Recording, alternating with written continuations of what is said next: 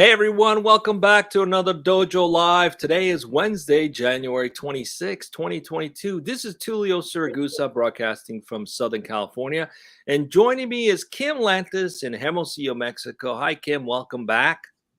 Hello, thank you. I want to recognize Kim. Kim's a champ. She's on the show while she's fighting that dreaded nasty COVID. So thanks for being with us. It's day 4 Kim. or 5, I think. I'm going to make it.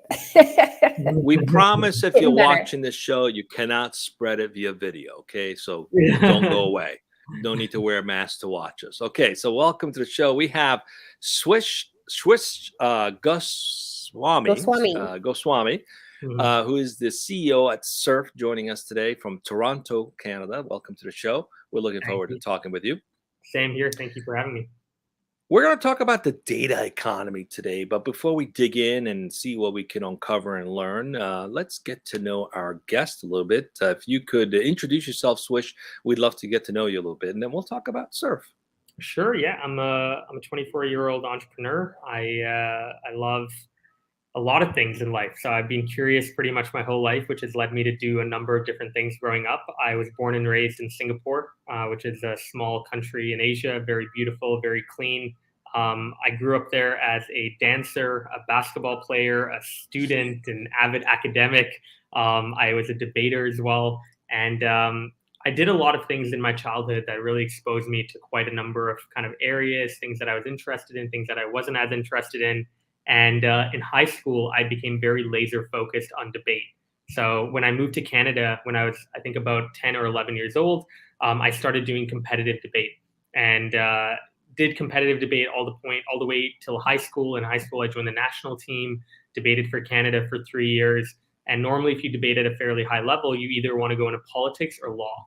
And I knew for me, politics was probably something I'd want to do, but later in life, definitely not right now with this political climate either. But I thought law could be pretty interesting. So I got into a pre-law program, went to the University of Toronto. My brother is a lawyer. He was actually finishing up law school when I got into my undergrad program.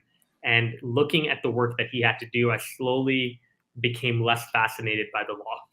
He loves it. He loves reading. He loves prepping for cases. But I thought law was literally just going to court and arguing, and that's like 10% of the work, if not less. Most of the work is reading and writing, especially if you go into something like corporate law, where kind of your first 3-4 years, you're not even seeing a courtroom normally. So I thought, what do I want to do with my life? And this was where in second year, I actually decided to drop out to go and get some work experience and figure out what I wanted to do. Because I had a lot of ideas, but I didn't have a lot of experience under my belt. And I worked at a VC right after my second year in New York. And during the process of working during the summer after my second year in New York, I became roommates with a guy named Elliot, and he started this massive Instagram account for basketball fans at Dunk. So I joined him, worked with him for about a year on this account. We grew the account to over 11 million followers across 21 accounts. The main account at Dunk on Instagram still exists today, has about 2.4 million. And my job was very much around team management, fundraising, and working with brands. So we worked with brands like Warner Music and Gatorade and 2K to promote their content on our channels. That gave me a really good inside look into marketing, into influencer marketing, into data and privacy. And it's the reason why I started TrueFan, which is now Surf, 4 years ago. And obviously during that process, had the opportunity to speak about marketing, write a book about youth entrepreneurship, and do a number of things that all tied to kind of my core passion now, which is running Surf full time. Awesome. Mm-hmm. Well, I definitely don't want to get into an argument with you. No. But the big question is, what happened to dance? Where is that? When I was in New York, I danced at the Broadway Dance Center for a year. And then obviously now, because of COVID, I'm not able to dance anymore. But there are a couple of studios in Toronto I've talked to. I'm kind of excited, once lockdown ends, maybe I'll get back out, because it's such a great way to just disconnect from work altogether, meet some cool creative people, and just get a sweat in, which I really enjoy. Nice. Very cool. Mm-hmm. All right. Let's talk about Surf. Yep. First of all, that's a really cool name. Just 4 letters, which is it's hard to find that sometimes. Mm-hmm. They actually did a study that companies with the shortest names tend to end up getting the largest valuation on exit. So congratulations for a cool short name. Tell us what the company does. What's it all about? Sure. I mean, at a high level, Surf helps brands understand and engage with consumers, and we also compensate consumers for their data directly. So to think about Surf, you first look at our browser extension. We released it a couple of months ago. It gives people points for browsing the internet like normal. So on Chrome, Firefox, or Opera, you turn the extension on, you browse the internet just like you would normally do, and we give you points in exchange for your browsing data that you already share to Google and Firefox, but obviously get nothing back for it. With those points, you can use them for items and gift cards. You can donate the points to charity. Down the road, actually, in about a month, we're going to be allowing people to use their points for giveaways as well. So if you don't want a direct reward and you want the chance or the lottery experience, you can also use your points for that. Obviously on the flip side, with the brand side, Surf for Brands, we work directly with brands to allow them to understand web data.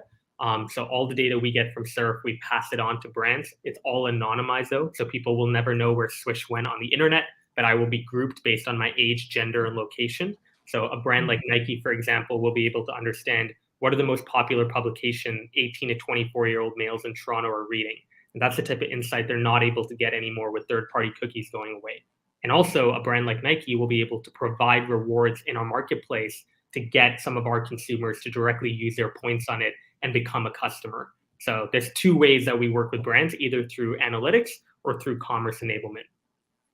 I love it. Monetizing the perpetually connected consumer. What an amazing thing. Okay, so let's dig in and see what else we can learn. Kim, if you please introduce the topic and the question that we're going to answer today, and let's get right into it. For sure. I think we've already dug in quite in depth for today's topic, but thank you for being here today, Tulio and Swish, of course. The topic as chosen by you is building an equitable data economy. How can consumers get value for their data? So what I'd like to ask to you is, to me, this keyword, the really most intriguing word is equitable. Why is that important to you? Why did you choose to talk about that today?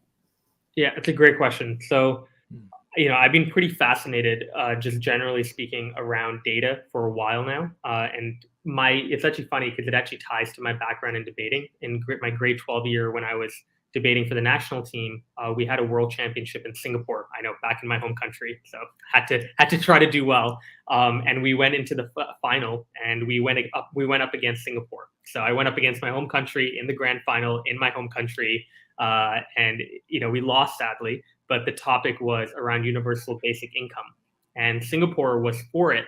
And they talked about how potentially data sharing could help, one day facilitate a universal basic income, i.e., people right now are sharing data across so many different platforms, Amazon, Facebook, Google, etc., and they're not getting anything back for it.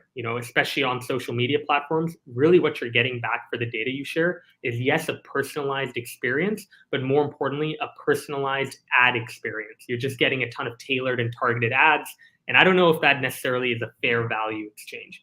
So that's why, for me, an equitable data economy is important, because especially as people become more digitally connected, as we move into things like the metaverse, I do think it's important that people have ownership over their data. And part of ownership means the ability to be compensated for it, which is something obviously that doesn't exist right now. This is very interesting. Often we've been referred to, we being consumers, I've been referred to as the product of publishers, right? Yeah, we are actually their product that they are presenting to advertisers. They have rich data and context about what we like and what we dislike, but we don't get compensated for being the product. If you're going to be a product, you should monetize that, right? So this is, in essence, the ability for me to monetize what I'm already doing. Exactly. And so is there additional, I know that you aggregate the information. You mentioned that you aggregate it, so you're not actually sharing the specifics with the companies that are buying it for marketing purposes, advertising purposes, etc., or e-commerce. If I want, do you see a future where potentially some consumers could opt in to say, I want to have a relationship with certain brands. I want them to know me one-to-one. How do we facilitate that? Because there's some people open to that. Absolutely. I think that is the future for sure. I don't know how soon that future will exist, because the biggest hurdle for that feature to happen is consumer education, right? I mean, most people candidly don't even know how much data these big tech companies take from them, let alone how to control it. So I think number one, people need to understand. I think documentaries, for example, like The Social Dilemma, have done a great job of spotlighting how invasive some of these platforms have been and continue to be. But I think people need to understand what data they're sharing. I think people also need to then have a vested interest in terms of monetizing their data. I know my friends love surf, and I know they love surf because it's passive. They don't have to really do much to get compensated. But if I told them that you have to now broker your own data deal and you have to integrate all these data sources and you have to pick a brand to share your data to, it's a little bit more work. And I don't know if we're there yet in terms of people caring that much about their data. So I think down the road, obviously, as data becomes more and more prevalent in everything we do, as we move towards the metaverse, which in my opinion, I don't believe the metaverse is a place. I think it's a period of time where we become even more digitally connected than we are now. Data is only going to become more and more important. That's where I do believe having an ability to own your data, to then shop it around on your own without even surf, that's something that is super interesting. And hopefully surf could even facilitate that with a marketplace down the road. Interesting. If you could walk us through some use cases where this has been very valuable bilaterally, right? Both, like, we see the value to the consumer in terms of getting points and monetizing their browsing, but is there also how does this actually create better value for that consumer once the brand that purchases that information? How is the connection happening that's different than cookies and things that are in place right now?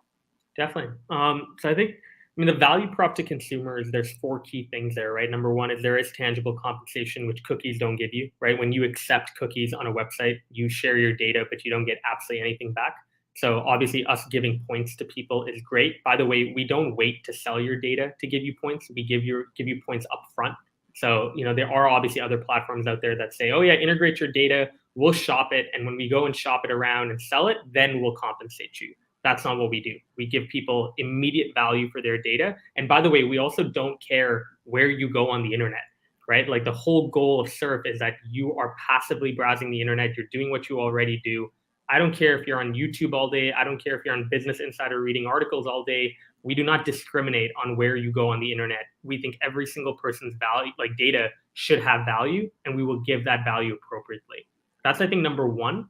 Number two is transparency. I think we give people clear transparency over the fact that we are sharing data from day one.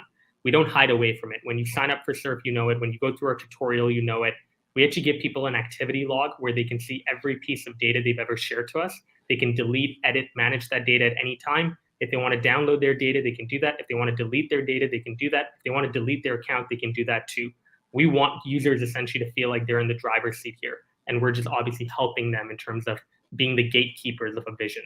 And then thirdly, obviously everything's passive. You don't need to take surveys. You don't have to watch ads, just browse like you normally do. And finally, there's flexibility with that too, where if you want, you can have surf on, but you can also keep your VPN or your ad block on as well. So you can protect your privacy while also being compensated for your data, which is pretty powerful. So one question. Go ahead, Kim. I'll wait for you. I have a follow-up. No, go ahead. Follow up. Okay, it's cool. Follow-up time. So I know, for example, that today people have used not just cookies data, they've used pixel data without you knowing it, right? Mm-hmm. They drop a pixel, they follow you around. Most of it has been used for advertising, following you, and then using that for advertising campaigns, etc. Yep. But also that's data that's been sold to a lot of brands to gain some insights on markets and so forth. Whereas yours is a complete opt-in solution, right? That part of the transparency is to opt in. Mm-hmm. But how do you track the information? What technology are you using? Is it pixel technology, cookies? If it's not those, how does it work? Yep. How are you accomplishing this? I mean, we're clear on that with users too. We will take essentially only URLs from people. So the URLs you go that are in your browser history right now is what we collect. Obviously, though, in the onboarding process, you're going to give us a little bit extra information. it's worth noting during the onboarding, we don't ask people for their first and last name. We don't care who you are as a person, right? Like I care about our users, but I don't care about their name. I don't care about their name. And so the information we do ask though is like, where do you live, or your gender? Obviously, there's an option, where you can say, I prefer not to say if you don't want to share your gender. And then there's also age range, right? Where do you fall in terms of your age? That's the type of stuff we're more interested in, because obviously when we get these URLs, we then anonymize it. And on top of that, we break it up into audience segments. So I think down the road, people like brands are still going to advertise. My only, I guess, question is, where do they get that intelligence that powers the advertisement? Because with third-party cookies going away, because of these privacy changes, it's likely that brands are going to have to find a new storage of data out there that is entirely opt-in from people. And that is what is going to tell them, okay, I need to run ads on this audience segment in this area because of the fact that I know where they're going on the internet, and I feel like they're primed for conversion based on their activity and their behavior on the internet. That's the type of intelligence we'll provide brands. That's really interesting. How does this work on the user level versus the actual like device level? For example, I'm a 39-year-old woman, but I have a 10-year-old who will occasionally use my computer. How are you able to distinguish, is this the 39-year-old woman or the 10-year-old little girl who's browsing? Great question. Yeah, so we do allow you to create multiple accounts on the same device. So we encourage people, by the way, hey, if you do have family members that are going to use your Surf account, try to create a different account. Again, this is the same as like your Netflix account, right? If someone comes on and they start using your Netflix account, it's worth noting that Netflix is only now starting to fix that problem by detecting, if I'm on my Netflix account and you're on my Netflix account, one of us is getting booted off. And that way I can then message you to get off my Netflix account. It's the same thing with Surf as well. We don't want multiple people using the same account. We obviously wouldn't know. So sure, you guys could collectively as a family pool and get points. But obviously in terms of usage, maybe your son wants to buy something and you want to buy something else. I mean, that's just going to lead to an argument in my opinion. So it's a lot simpler, create a separate account. It is worth noting we're only currently available in Canada and the US right now. And we're also only available on desktop. So we don't track anything on your mobile phone. It is something we are looking at later this year, is looking specifically on a network level. Can we not only collect browsing data from cellular devices, but can we also get app usage data? Because of the Apple IDFA changes with their iOS 14.5 update, that would be very important information for brands to understand, is where are people going on their phone in terms of app usage and app activity. That'd be very interesting to be able to look at. Again, at the end of the day, the type of data we can get is infinite, as long as the key principle of user trust is established and protected. If we continue to make sure that users are seeing Surf as a data partner for them and not just another place that's going to take their data and leave them out to the dust, then I think we can go into other areas like your Netflix data, your purchasing data, your Facebook data. There's no reason that a person shouldn't be able to monetize every single digital interaction they have on the internet. So I'm curious, companies who buy this kind of data very often want enriched version of the data. They want some intelligence that they can take action on. And the very savvy brands have that capability in-house. They take the data and then they match it up with all kinds of other information that they've purchased to be more effective in terms of their marketing campaigns. Are you guys enriching the data in any way? Are you using AI, for example, to make sense of some patterns, to create better personas for the end buyer? What's your thought process and how you guys are handling that, and potentially how you might be handling that in the future? So yeah, right now with the brand data that we share, it's very much just around audience segments. So specifically, giving like brands the ability to understand our Surf user base, which is currently at around 55,000 people. So it's not a very big population yet, but we are estimated to grow to about 800,000 users by the end of the year. Right now, we're growing at about 4% day over day, which is nuts. And we have a wait list of around 12,000 people that are from India, South Africa, Australia, the Philippines, the United Kingdom. So we are pretty excited, just based on how fast this user base is growing, that there'll continue to be value for brands in terms of understanding, various audience segments, what they're doing on the internet and where they're going. But it is also worth noting we've been a data provider now for 4 years. Even before web data, we provided brands social data and first-party data that was entirely opt-in. And the way we did that is by having a giveaways platform. So we ran a giveaways platform where people could come on, they could share their data directly to a brand with a chance to win a prize.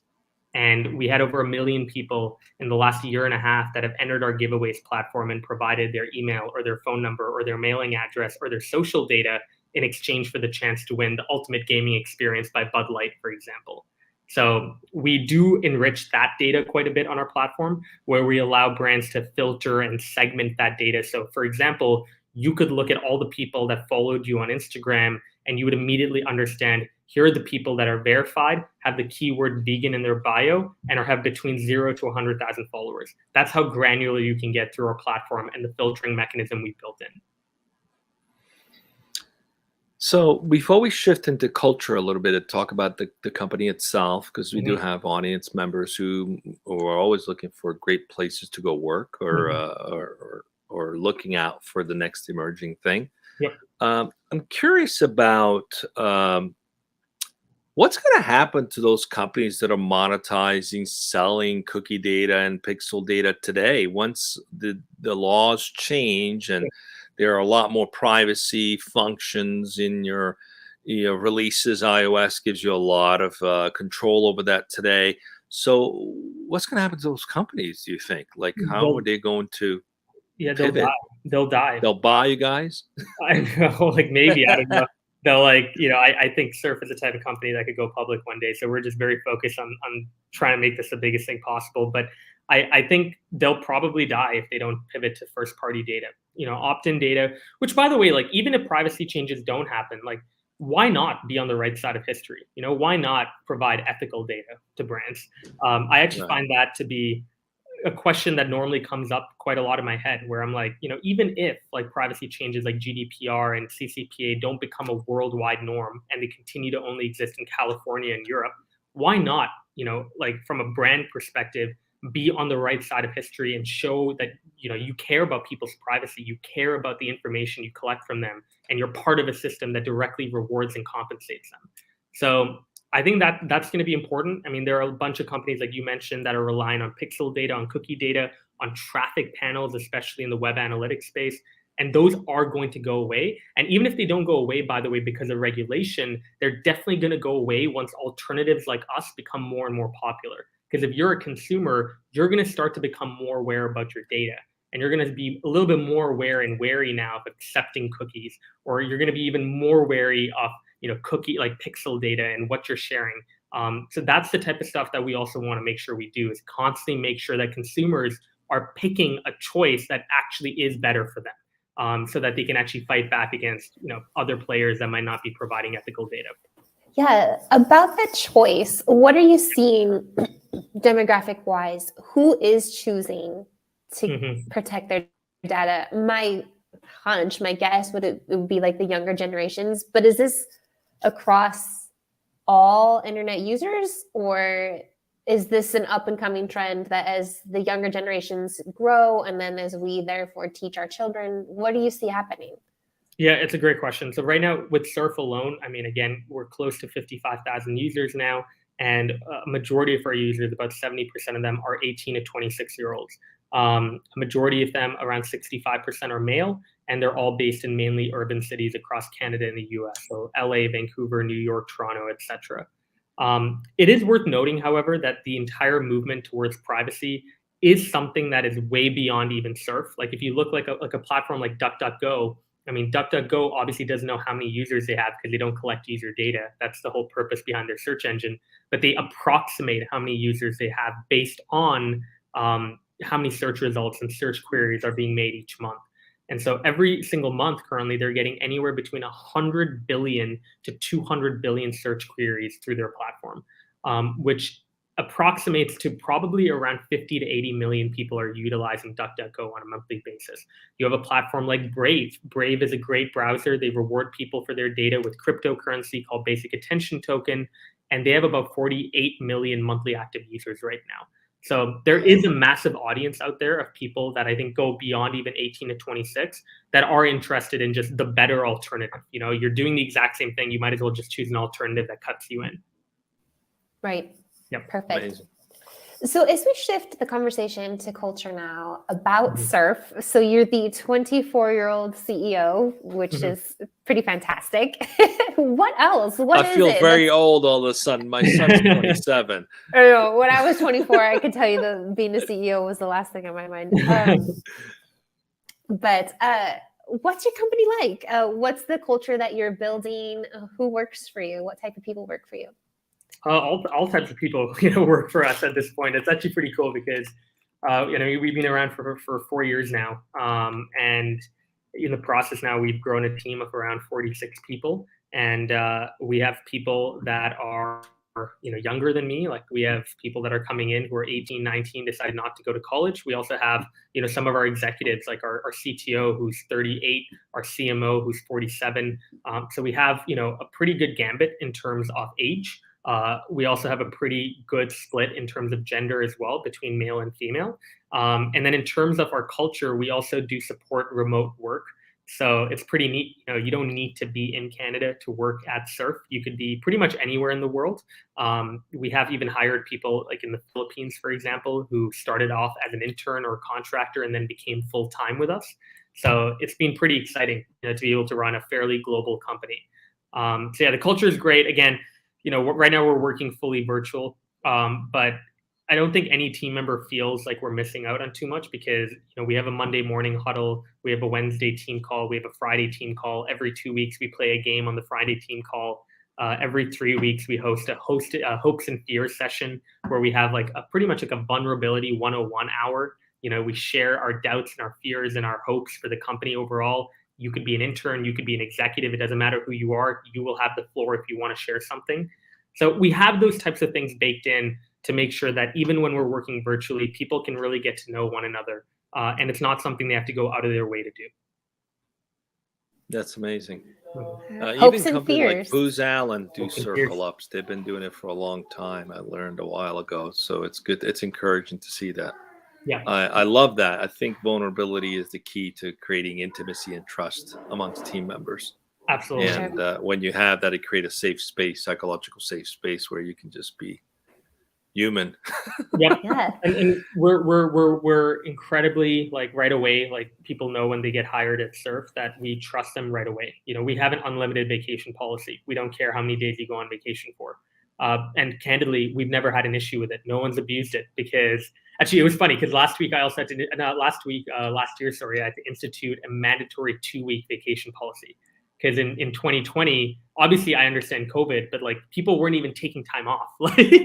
Like I had to literally tell people in 2021, I don't care if you're going up north to your cottage or if you're just putting your laptop down and not doing anything for a week and watching TV, we need to take time off. But it's amazing because people are so committed, Nice. they're dedicated, they love what they do. But again, things like the unlimited vacation policy just go to show people how much we trust them right away. Which is your Swish. company culture, right? That's your biggest hope. It's all what you do is based off of trust, right? I have to say, Swish, your philosophy and your leadership gives me a lot of hope for the future generation of work, because it's not just the current newer generation that desires that. It's all of us who desires that, right? This duplicity that exists often where you have to be one person at home and then you have to put on this corporate face, this corporate hack face at the office. Nobody likes that. It's exhausting. That's why most CEOs don't live very long. So it's encouraging to hear what you guys are doing. Please continue to do that. As we part, and because we're up on time, any words of wisdom? You're new to being an entrepreneur, but it seems like you're already successful at it. Any words of wisdom for potentially those folks? It looks like you've embraced a lot of people who decided not to go the college route, want to go the business route. What's your words of wisdom there for someone, someone who's a graduate of high school trying to decide what am I going to do next? Should they pursue an entrepreneurial career or should they go to school? What's your thoughts? Yeah, I think 2 pieces of advice. One directly answers the question around college. I think for me, I never purposely dropped out of school, in the sense of I never thought to myself, hey, like I watched The Social Network, I'm in high school, I think it'd be pretty cool for my overall legacy and story to be a college dropout. That honestly, like the amount of conversations I had to have with my family before I dropped out. I come from an immigrant family. Holy crap, like no one would want to wish that on themselves. But thankfully, my mom and my brother are both very supportive of me. And again, it's helped a lot in terms of where I've been today. But I think you need to be very intentional in the sense of, if you are going to drop out, have a clear path. Don't drop out for the sake of dropping out. Drop out because you don't only have an idea, but you have validation that the idea works. Don't only drop out because you have a job offer in hand that allows you to go and work for a year and get some experience. So I think that's number one, stay in school otherwise, because I actually am quite pro college. I think one of the regrets I have in life is the fact that I wasn't able to finish my last 2 years of school with some of my best friends. Now I'm able to come back to Toronto, and my roommate, for example, is my best friend from college, and it's nice, to be able to relive those days with him, but also continue to be connected to my college community. But that was something, obviously, during kind of the latter 2 years of college, I wasn't able to be there. I wasn't able to really catch up with my friends and do anything with them. So that was a little bit tough. And I think, again, college is great beyond anything else for the network that you build. I think the second key thing is just don't rush yourself. I find that a lot of people who are 17, 18, 19 were growing up in a world where you want to be Mark Zuckerberg and you realize he became a billionaire at 21 and you set that goal in your head, and then anything less is a failure. And it's frankly BS, in my opinion. I think everyone has their own chapter, their own story, if you will. And not to get too cliche, but I've seen 38, 39-year-olds that became successful for the first time in their life professionally. I mean, personally, I think they were thriving before, but professionally, they really found their first inkling of success there, and they ran with it. Coinbase, for example, Brian Armstrong, he went to Y Combinator when he was 34 years old. He just went, obviously they're going public. He's going public as a 39-year-old CEO, right? So if you're 18, 19, 20, and you're putting yourself under pressure early on in your career, it's going to make you burn out, and it's going to make you not feel great overall about what you're doing. Hey, I'm about to turn 51 and I'm still chasing the dream. So Yeah. never give up, Yeah. right? My mom became an entrepreneur last year, and it's amazing because I get to talk to her about that whole other dimension of her life now. And she's 54 years old. I mean, I don't think she probably wants me saying that on live, but but it's fine. Like, it's her birthday that 2 days. But yeah, like it's I don't think there is a timeline for this. I actually always joke around. I tell even my mom, I'm like, I think it's actually harder for people who are in their 50s or 60s to become an entrepreneur than it is people in their 20s. So one of the questions I always get, which I'm glad I didn't get it here, is, it must have been tough to be a 20-year-old entrepreneur. I'm like, it seems like everyone wants to be a 20-year-old entrepreneur, and that's just the norm. But I think, again, it's worth noting that timeline-wise, don't rush yourself, regardless of where you are in life. I like to really take a look at where I am, and I like to balance, obviously, having great kind of work and passion and ambition with, obviously, the people around me, where I am, how healthy I am. Those are the things that, I'm very kind of putting an emphasis and importance on this year as well. Well, Swish, it's been great to have you as our guest. We're up on time. We went over time, but I really enjoyed hearing from you. Thanks for sharing that with us. And we wish you a lot of success. We'll definitely have to stay in touch to see how this progresses along. Stay with us as we go off the air in just a second. This is the last live show this week. Tomorrow we will have a restream, and we'll have a restream on Friday as well. But definitely come back on Monday for the recap show at 12 o'clock Pacific. See you again soon. Be safe, everyone, and don't forget to have some fun.